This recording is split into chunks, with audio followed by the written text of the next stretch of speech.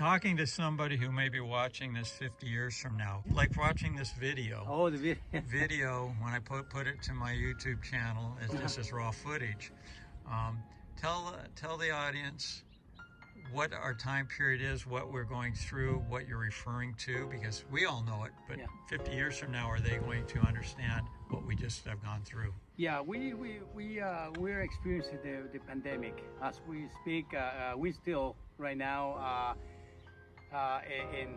in the stages. We don't know if it's going to resurge again or what's going to happen, but they're working on the vaccine. They're trying to get the people vaccinated as soon as possible, and so we can go back to normal.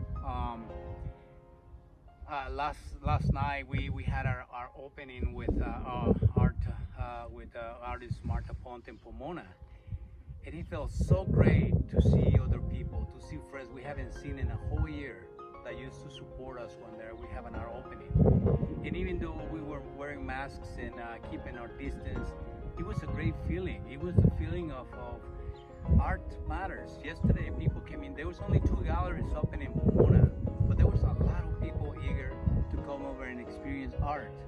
And we were able to have short conversations with them, with the limited people in the gallery. But it was great. It felt so good. And so, you know, we're experiencing some type of solitude right now, but, you know, it doesn't feel in the studio. We have a lot of people creating, a lot of people making things happen. So I think art is a healer. Art is important in not only now, but in the future.